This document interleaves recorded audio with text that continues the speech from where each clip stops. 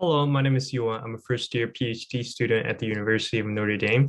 Today, I'm here to present to you our paper, Bridging the Gap Between UX Practices and AI-Enabled Design Tools.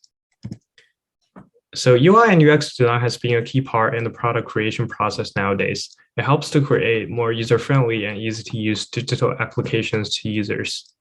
Many researchers recently have looked at the area of data-driven design, and projects have investigated the use of machine learning to support automatic UI comprehension, modification, and generation. One example is UI design inspiration search. However, many of these projects are inherently tech-centric, meaning they focus a lot on the machine learning models that support these tasks instead of being designer-centric. They don't start from designers' needs to build these models and systems.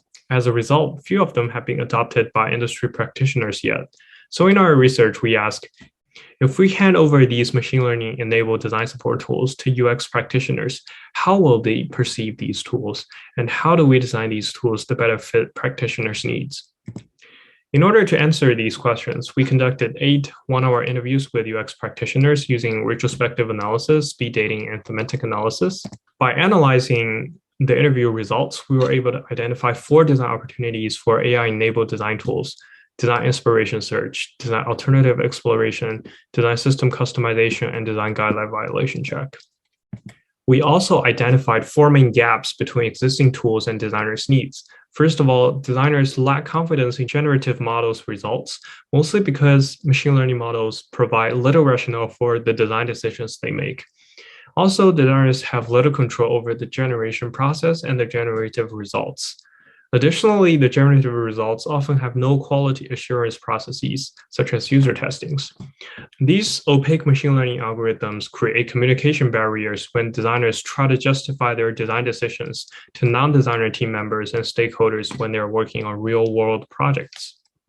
The third gap is that existing models are mostly restricted in graphical design elements, while designers in our interviews reported that design activities involving more design thinking compared to the graphical elements are in many cases more critical to a product's success.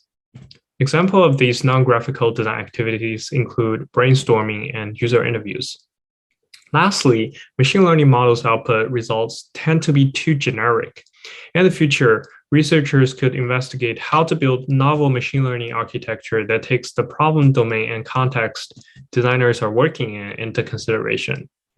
We hope our work has provided insightful findings about designers' work and pointed out interesting future directions. Thank you very much, and feel free to contact us if you have any questions.